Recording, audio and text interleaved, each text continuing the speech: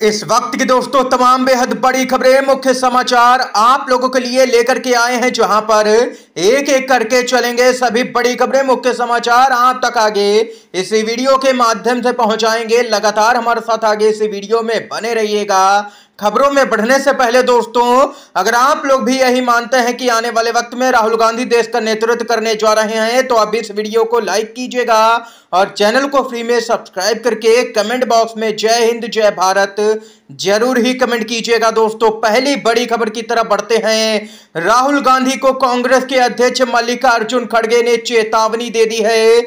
जी हां दोस्तों, मामला क्या कुछ है आप लोगों को बताते चले। राहुल गांधी को ही चेतावनी दे दी गई है खड़गे की तरफ से। राहुल गांधी लोकसभा में नेता प्रतिपक्ष पद को लेने के लिए तैयार नहीं है। खड़गे ने मजाक में कहा कि अगर उन्होंने इनकार कर दिया तो मुझे अनुशासनात्मक कार्रवाई करनी पड़ेगी। ये यहां पर सूत्रों ने दावा किया है।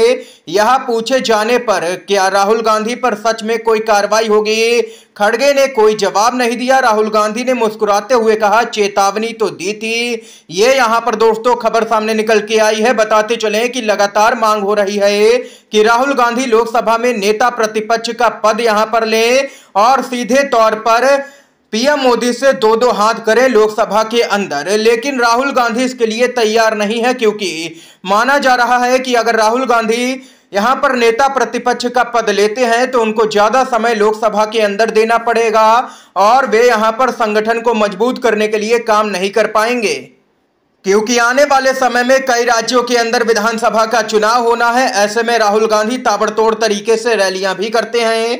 इतना ही नहीं दोस्तों, एक और बड़ी खबर आ रही है, चौंकाने वाली खबर। अब तो बीजेपी भी ईवीएम के खिलाफ हो गई है। भाजपा कैंडिडेट को भी नतीजों पर शक है। चुनावी नतीजों को चुनौती दी जा रही है ताबड़तोड़ तरीके से। करीब 1 दर्जन उम्मीदवारों ने चुनाव आयोग को आवेदन देकर के ईवीएम और वीवीपैट जांच की मांग कर दी है। यानी कि अब दोबारा से यहां पर वोटों की गिनती होगी। कई सीटों पर यह वोटों की गिनती देखने को मिलेगी जहां पर हेरफेर की आशंका है। लोकसभा चुनावों में हार का सामना करने वाले प्रत्याशियों ने मांग की है। आवेदन में बीजेपी के उम्मीदवार सुजय राधा कृष्ण विखे पाटिल भी शामिल हैं। इन्होंने विधानसभा क्षेत्रवार ईवीएम यूनिट की जांच की मांग कर दी है यहां पर, जिसके बाद में बीजेपी भी अब बैकफुट पर आ गई है। ये वही बीजेपी है जो हर मौके पर ईवीएम का समर्थन करती है और अब यहां पर बीजेपी के ही उम्मीदवार पहुंच गए हैं चुनाव आयोग में। ईवीएम और वीवीपैट की जांच की मांग कर दी गई है। दोस्तों, करीब 1 दर्जन उम्मीदवारों ने मांग की है कि यहां पर वीवीपैट और ईवीएम के जो वोट हैं आपस में मिलान किए जाएं, 100% वीवीपैट पर्चियों की गिनती की जाए। सुप्रीम कोर्ट का आदेश है कि चुनाव आयोग यहां पर यह करने के लिए बाध्य है अगर कोई भी उम्मीदवार उनसे मांग करता है तो। इसके साथ ही दोस्तों, अगर आप लोग भी यही मांग करते हैं कि आगामी सभी जितने भी चुनाव हो देश के अंदर वो पूरी तरह से निष्पक्ष होने चाहिए, और निष्पक्ष तभी होंगे जब या तो बैलेट पेपर से होंगे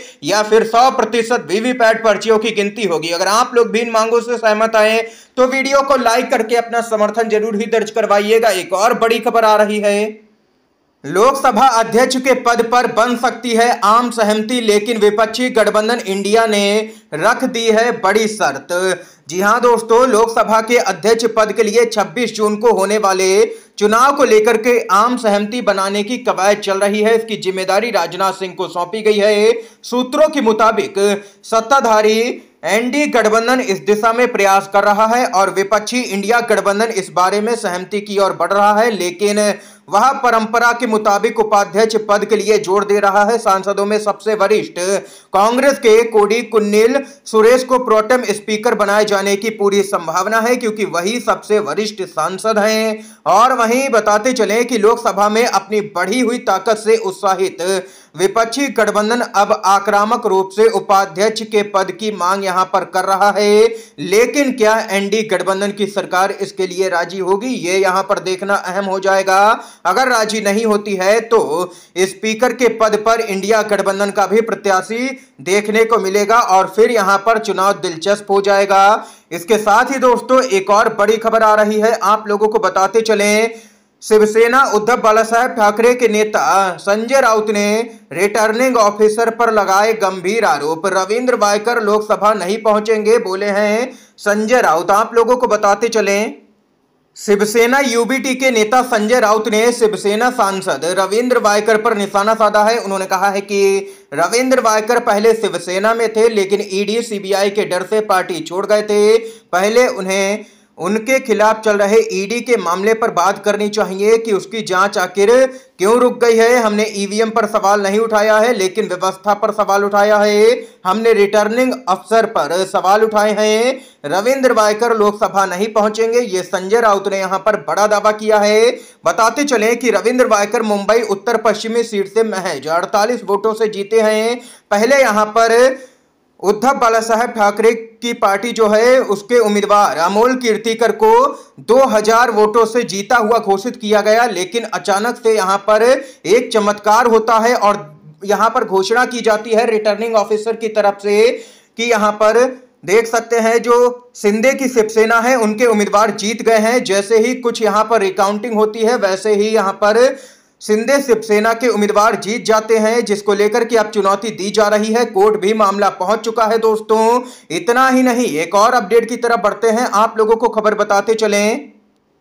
सुप्रीम कोर्ट से बड़ी खबर आ रही है। नीट परीक्षा विवाद पर सुप्रीम कोर्ट ने 2 हफ्ते में एनटीए और केंद्र सरकार से जवाब तलब किया है। सुप्रीम कोर्ट ने नीट 2024 में पेपर लीक और गड़बड़ी से संबंधित याचिकाओं पर एनटीए और केंद्र से नोटिस जारी कर जवाब मांगा है। कोर्ट ने कहा है कि अगर किसी की ओर से 0.001% लापरवाही है तो उससे पूरी तरह से निपटा जाना चाहिए। हम जरूर ही सुनवाई करेंगे और पूरे मामले की यहां पर गंभीरता से सुनवाई होगी। ये यहां पर देख सकते हैं कि सुप्रीम कोर्ट ने नोटिस जारी किया है केंद्र और एनटीए को। इतना ही नहीं, एक और बड़ी खबर आ रही है। आदित्य ठाकरे बोले स्वतंत्र और निष्पक्ष चुनाव होते तो बीजेपी को केवल 40 लोकसभा सीटें ही मिलती। आप लोगों को बताते चलें, शिवसेना यूबीटी के नेता आदित्य ठाकरे ने दावा किया है कि यदि हाल में संपन्न लोकसभा चुनाव स्वतंत्र एवं निष्पक्ष तरीके से होते तो बीजेपी केवल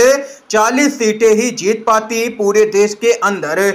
इतना ही नहीं, आप लोगों को बताते चलें, ठाकरे ने यहां एक संवाददाता सम्मेलन को संबोधित करते हुए मुंबई उत्तर पश्चिमी लोकसभा सीट के परिणाम को भी धोखाधड़ी करार दिया है, जहां पर शिवसेना यूबीटी के उम्मीदवार अमोल कीर्तिकर महाराष्ट्र के मुख्यमंत्री एकनाथ शिंदे की अगुवाई वाले शिवसेना के रविंद्र वायकर से मात्र 48 वोटों से हार गए, या कह लीजिए हरा दिया गया उनको।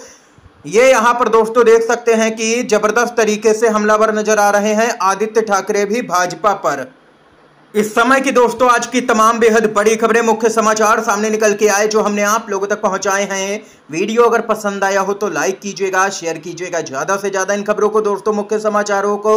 अपने सभी दोस्तों में आप सभी का बहुत बहुत धन्यवाद।